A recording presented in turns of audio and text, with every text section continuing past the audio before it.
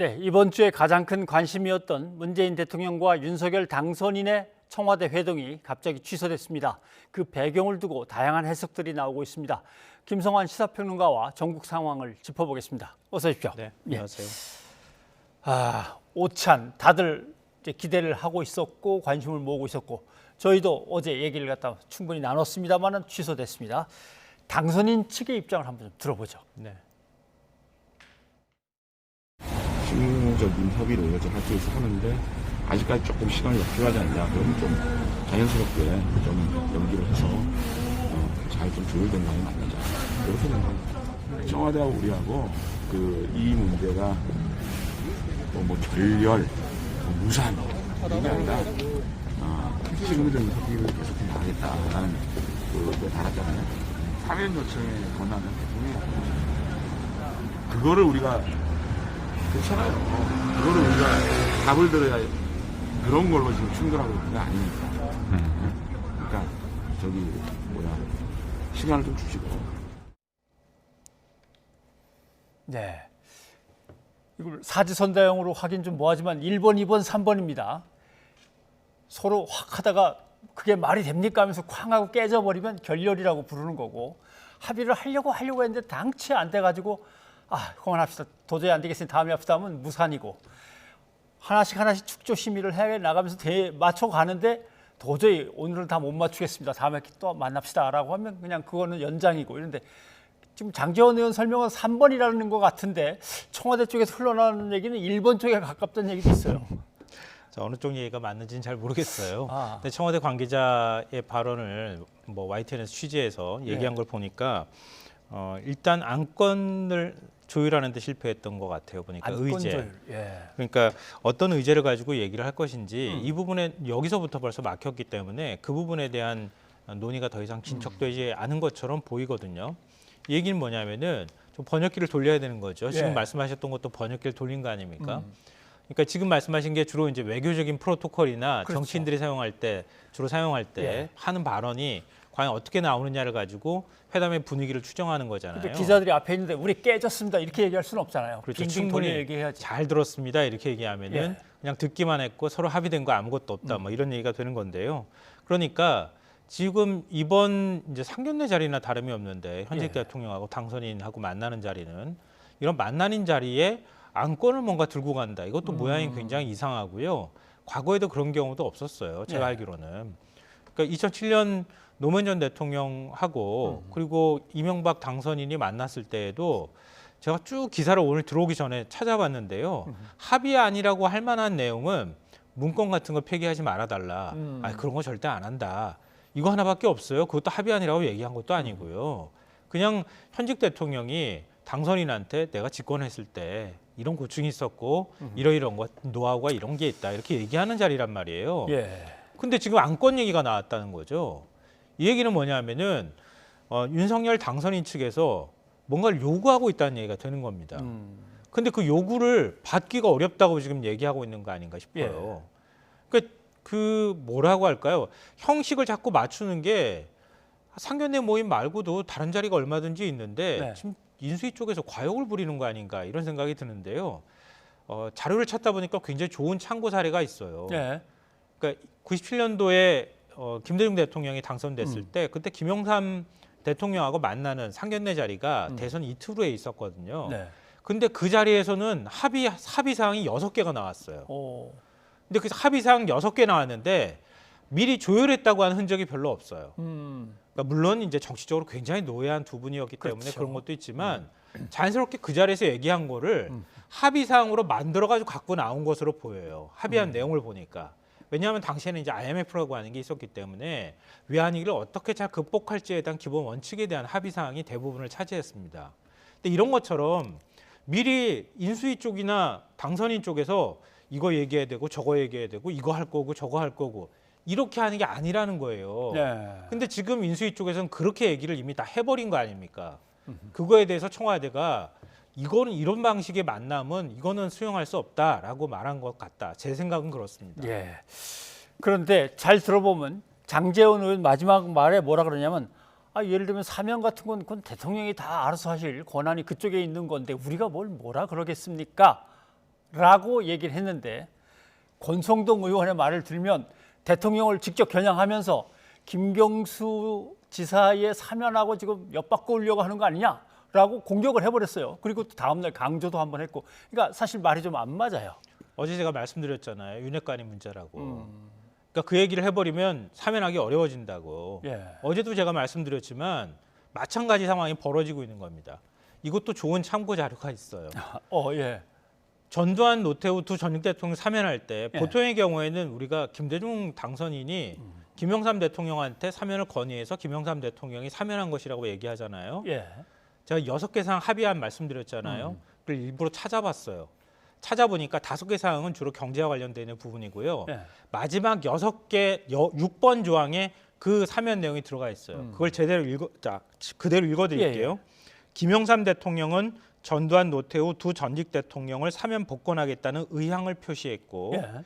김대중 당선자는 이를 지지했다.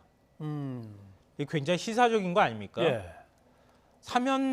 특별 사면 복권은 대통령만 가지고 있을 수 있는 권한이기 때문에 예. 대통령이 당선인한테 의향을 표시해서 동의를 구하는 과정을 밟았다는 거예요. 이게 바로 정치 아닌가 싶어요. 제가 볼 때는. 그러나 국민의힘 쪽에서는 지방선거가 얼마 뒤에 있기 때문에 우리가 먼저 해서 이뤄냈다라고 생색도 좀 낼 필요가 있어서 성급했나? 그건 월권이 되는 거잖아요. 네. 그걸 청와대에서 얘기하고 있는 겁니다. 제가 볼 때. 민주당에서도 얘기하고 있는 거고요. 그러니까 당선인이 할 수 없는 권한에 대한 것을 당선인과 당선인 측근이라고 불리는 윤핵관이라는 사람이 이미 사면 다 전제를 하고 예. 거기다가 문 대통령은 김경수 전 지사를 끼워넣을 것이다. 이렇게까지 공개적으로 선언해 버렸잖아요.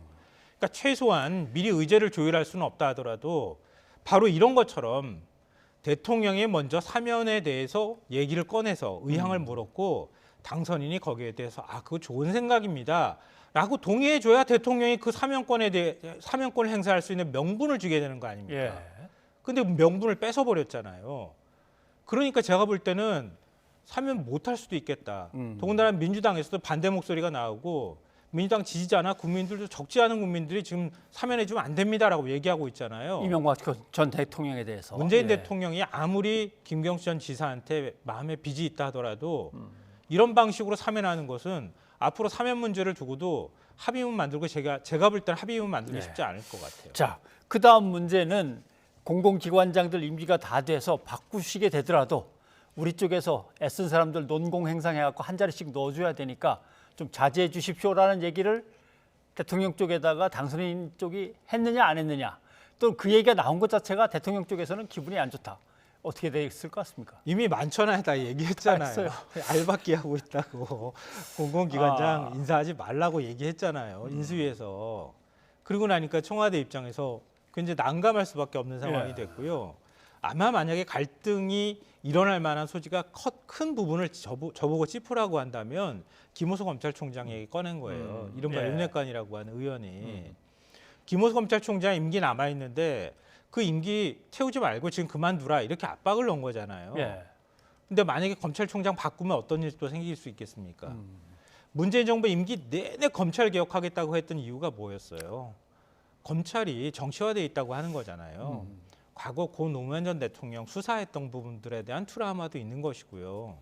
근데 지금 정권 바뀌었다고 해서 검찰총장 우리가 마음에 드는 사람으로 갈아치우겠어라고 하는 메시지를 읽힐 만한 얘기를 하면 그게 청와대로는 어떻게 이해가 될까요? 마음에 드는 사람 안 치고 난 다음에 우리가 수사할 거야. 이렇게 생각할 소지가 굉장히 다분한 얘기를 하고 있다는 겁니다. 그러니까 어제도 제가 말씀드렸던 것처럼 인사 문제에 있어서 만약에 말을 꺼내려고 하면 예. 이렇게 다 알박기다 하지 마라. 이렇게 하는 게 아니라 꼭 국정 운영을 하는데 필요한 사람이 있으니 그 부분에 대해서는 협의했으면 좋겠다. 그렇죠. 이렇게 메시지가 나와야 되는데 그게 아니라 대통령의 인사권 다 제한하는 것처럼 얘기해 버리니까 민주당에서는 당장 점령군이냐 이런 얘기 나오는 거고요. 그리고 국민의힘에서 내내 민주당을 비판해 왔는데 그런 문제로 인해서 우리가 임명한 사람들 임기 남았는데 찍어내려고 블랙리스트 만든 거 아니냐고 얘기했던 거 아닙니까? 근데 그건 대법원에 가가지고 이미 다 사법적인 판례로 정리가 됐어요. 직권남용이라고. 근데 그렇게 해가지고 직권남용이라고 다 정리가 된 사안들을 꺼내가지고 인사권도 애초부터 행사하지 말라. 이러면 현직 대통령 아무것도 하지 말란 얘기로 아무튼 일치잖아요. 맨 처음에 말씀하신 대로 이건 상견례니까 어떤 정상회담 뭐 이런 게 아니고 상견례니까 사실은 나도 집권한 다음에 내 사람들로 공공기관장들을 쭉 배치하고 다 그런 거 해봤는데 이런 문제가 생기니까 이런 점에서는 이런 거 유의하시고 이렇게 풀어나가는 게 좋습니다. 뭐 이런 얘기들이나 배석 없이 단둘이 앉아서 뭐 그런 거나 나누면 상견례가 충분히 될 것 같은데 잘 안 전 됐네요. 두 가지 이유라고 생각해요. 하나는 오만하거나 또 하나는 아마추어적이거나. 그러니까 현직 대통령하고 만나는 거 지금 일주일 만에 만나는 걸로 됐잖아요. 약속을 예. 잡았잖아요. 그러면 그 전까지는 조금 발언을 자제할 필요가 있었어야 되는 거예요. 근데 예. 그렇지 않고 막 밀어붙이는 모양이 나오니까 청와대 입장에서도 이거 뭐지? 이렇게 하면서 거기에 대한 반사작용이 나올 수밖에 없게 돼버렸다. 만약에 아마추어적이라고 하면은 그렇게 막 얘기를 꺼내놓고 난 다음에 지금 주워 담지 못하는 얘기가 돼버린 거 아닙니까? 예. 그러니까 그 부분에 대해서 청와대는 더 받아들이기 어렵게 됐고 상견례 자리가 아니라 협상장이 돼버렸잖아요. 알겠습니다. 예. 자, 그나저나 새로운 인물들이 계속 이제 당선인 측에 의해서 발탁이 되고 있는데 다 익숙한 사람들, 낯익은 사람들, 이명박 대통령 때, 그다음에 박근혜 전 대통령 때 그 사람들이 자꾸 등장하는 거에 대해서 좀 말이 나오고 있어요. 문재인 정부 내내 그 가장 국민의힘에서 비판받고 보수 언론에서 비판받았던 게 캠코더 인사잖아요. 그렇죠. 캠프 인사하고 코드 인사하고, 코드 인사하고. 뭐 그런 거 한다고 예. 계속 비판받았던 거 아닙니까? 근데 집권을 하면 그 얘기가 쏙 들어가잖아요. 우리 사람 챙겨준다고 얘기하는 얘기 벌써부터 언론에서 나오기 시작했어요. 그러니까 인사 문제가 그래서 제일 힘들다는 얘기를 하는 거거든요. 근데 윤석열 당선인은 정치 경험이 없잖아요. 예. 검찰총장에서 직행해서 지금 정치 문제로 뛰어든지 한 6개월 남짓, 한 7, 8개월밖에 안 됐어요. 굳이 6월 대선 출마 선언한 시점부터 따진다면 그러면은 윤 전 총장, 그러니까 지금 윤 당선인 주변에 어떤 사람이 정치 경력이 있어서 있을 수가 있겠습니까?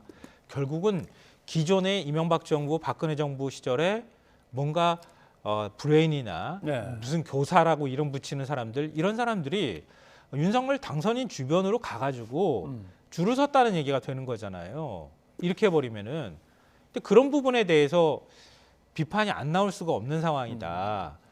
근데 윤 당선인의 스타일이 뭐 인사 스타일이 한 번 믿으면 끝까지 믿는다 이렇게 네. 얘기는 하지만 그 윤 당선인의 사실 정책적인 부분에 있어서 검찰에 있으면서 검사로서의 경험만 갖고 있었던 사람한테 외교, 안보, 경제 이런 것들을 계속 가르치거나 아니면 정책적으로 뭔가를 조언을 했던 그룹들이 지금 그대로 다시 들어오고 있는 상황이다. 예. 이렇게 해버리면은 아무튼 그 중에서 그래서 김태효 전 청와대 대외전략기획관 같은 경우는 군 댓글 공작 관련해서 대법원 아직 판결도 남아 있기 때문에 좀 무리가 아닌가 싶은데 가장 무리인 수겠죠. 이건 왜 그랬을까? 이제 다들 아직도 궁금해하고 있어요. 뭐 방금 전에 말씀드렸던 거하고 연장선인 것 같아요. 그러니까 백지에다가 그림을 그려준 사람이잖아요. 예. 윤석열 지금 당선인이 TV 토론하는 과정에서 발언했던 거 한번 되돌이켜 보십시오. 그러면 선제 타격론 얘기 나왔었죠. 그리고 한미일 군사 동맹 중요성 강조했죠. 그리고 일본군이 한국에 유사시에 들어올 수 있을 것처럼 얘기했죠. 근데 너무 겹치잖아요. 김태효 씨가 늘 얘기하던 또는 논문에 썼던 거하고 비슷한 맥락인 거죠. 그렇죠. 지소미아 때문에 결국은 국민적 분노를 사게 만들어서 그래서 청와대 기획관에서 물러났던 거 아닙니까? 근데 그거하고 다 겹치는 상황인데 그러면 윤석열 당선인이 안보에 대해서 굉장히 투철한 안보관이 있어서 기존에 굉장히 경험이 많고 그래서 뭔가를 얘기하고 걸러낼 수 있다고 하면 모르겠는데 그렇지 못하는 상태에서 지금 안보교사로 들어온 거잖아요. 예. 그러니까 모든 안보에 대한 어떤 지식이라든가 이런 부분들을 김태호 전 기획관한테 기댈 수밖에 없는 상황이 됐다는 거예요. 이런 부분에 대해서 우려의 목소리가 만약에 그 이명박 정부 시절에 남북 관계가 좋았다면 모르겠는데 예, 성공했다면요. 오히려 더 긴장 관계가 됐던 거잖아요. 거기에 대해서 우려의 목소리가 그런 나오는 점에서 거 하나의 분야에서 그래도 뭔가 서로 견제할 수 있는 몇 명의 의견을 듣는 것이 중요할 것 같은데 어떻게 될지는 모르겠습니다. 근데 이 부분은 제가 잠깐 말씀드려도 될 것 같은데요. 예. 그러니까 전임 정부에 있다고 해서 무조건 일을 못하는 건 아닐 거예요. 그럼요. 예. 자기 철학이라든가 정책적 지향이라는 게 있기 때문에 사람을 쓸 수 있지만 어제도 말씀드렸듯이 김태호 전 기획관의 경우에는 지금 대법 재판을 앞두고 있는 상황이잖아요. 예. 그것 자체가 결격 사유가 될 수밖에 없는 것이다. 예, 그렇게 생각합니다. 아까 기자 리포트에 계속 나왔습니다만 광화문 집무실 문제, 요거는 한번 김은혜 대변인의 브리핑을 잠깐 들어보죠. 기존의 청와대로 윤석열 당선인이 들어갈 가능성은 제로입니다.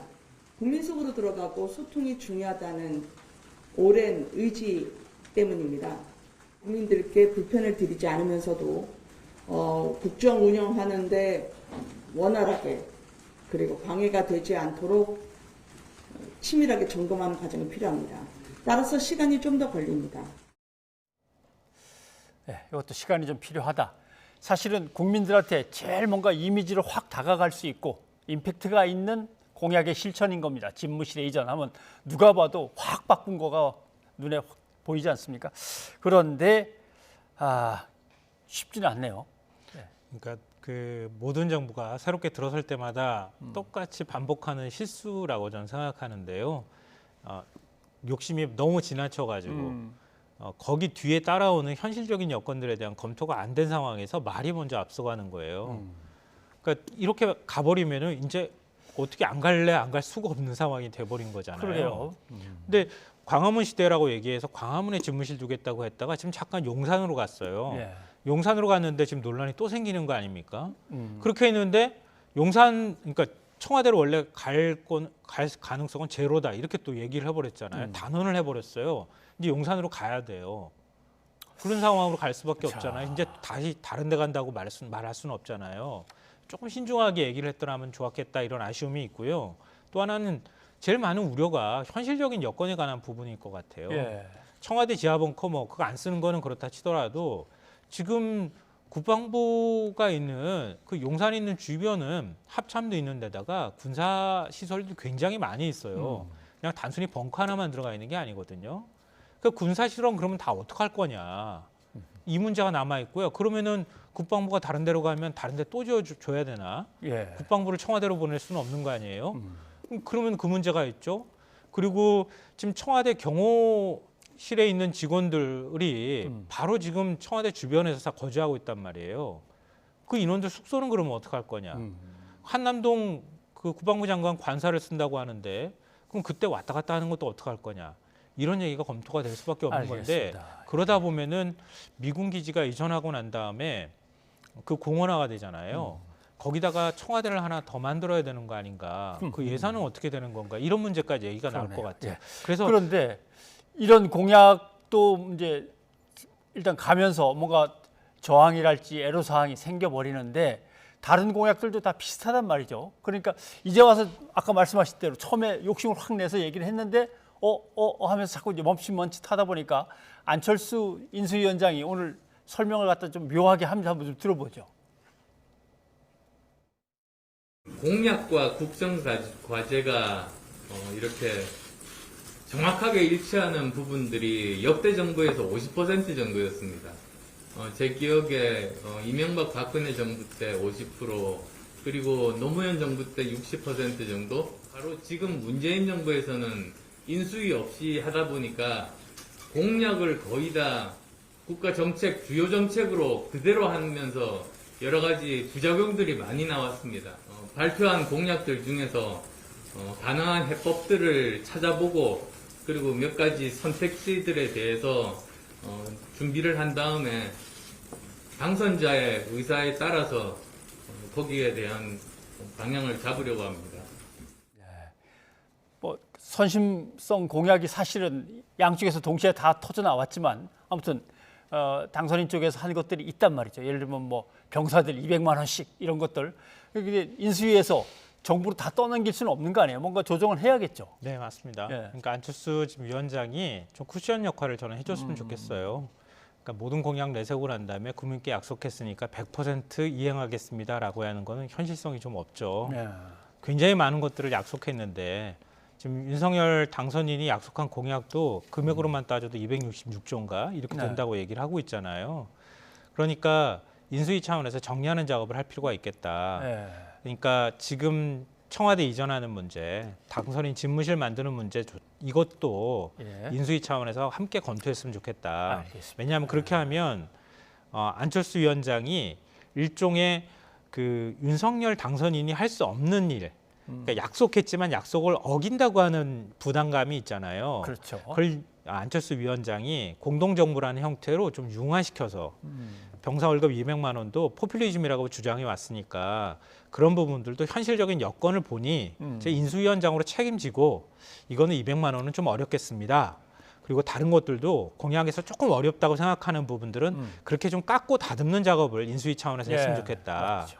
그렇게 하고 메시지 관리를 인수위 차원에서 조금 하면 알겠습니다. 오히려 예. 더 성공한 정부라고 평가받을 수 있겠다. 이렇게 예를 들면 생각합니다. 공약을 이렇게 내놨는데 이건 되고요, 이건 안 되고요, 이런 식으로 얘기하면 안 됩니다. 제일 앞서서 먼저 할 수 있는 것들이 이거고요.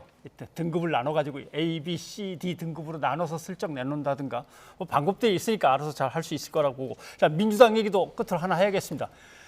비상대책위원회 체제로 간 거예요, 안 간 거예요? 지금 뭐 계속 내용이 있는 데다가 이게 뭐 권력 다툼인 건지 아니면 책임 소재를 갖다 분명히 하자는 얘기인지 어디에 가 있는 아니요, 건지. 비대위는 출범한 거고요. 비대위 예. 위원장이 그럴 만한 자격을 갖추지 못했다 이렇게 생각하는 것 같고요. 선거 패배를 한 당에서 너무 조용한 것도 좀 문제가 있을 것 같긴 예. 한데 윤호중 비대위원장이 사실은 선거 패배의 책임이 있기도 하고요. 또 하나 당에서 좀 의심스러워하는 부분은 당 주류에 속하잖아요. 예. 그러니까 이해찬계라고 이른바 이제 불리기도 하고 그러니까 다시 또 당을 이 주류가 장악하는 거 아닌가라고 하는 의심의 아하. 목소리도 일부 있는 것 같아요. 예. 그런 부분에 있어서 자유롭지 못하기 때문에 좀 사람들한테 의심을 받고 있는 그런 것들을 좀 의심을 털어버릴 필요가 있다고 보는데 예. 그렇다고 당장 또 다른 대안 갖고 오라고 하면 다른 대안도 지금 마땅히 없는 상황이어서 좀 굉장히 오래된 인물들이라고 불리는 인물을 비대위원장으로 다시 임명하자니 그것도 맞지 않은 것 같고 이게 지금 양쪽으로 딜레마에 빠진 것 같은데요. 일단 윤호중 비대위원장이 비대위원장직을 유지할 것이냐 말 것이냐는 건 내일 초선 의원 모임 하면 드러날 것이다라고 생각합니다. 예. 민주당 초선 의원이 60명이 넘어요. 전체 의원이 한 3분의 1 정도 되거든요. 그러니까 초선 의원이 어떻게 의견을 모으느냐에 따라서 초선 의원이 의견 모으면 윤호중 위원장, 비대위원장 계속 진정성 있게 하겠다고 얘기를 하더라도 제가 볼 때는 유지하기가 어려울 수도 있겠다. 예. 내일 그러니까 초선 의원한테 자신이 왜 맡게 됐는지에 대한 충분한 설명을 좀 해야 할 필요가 있다고 생각이 됩니다. 네. 내일 어떤 진정성 있는 모습을 보이는지 한번 지켜봐야 되겠군요. 예, 오늘 여기까지 하겠습니다. 고맙습니다.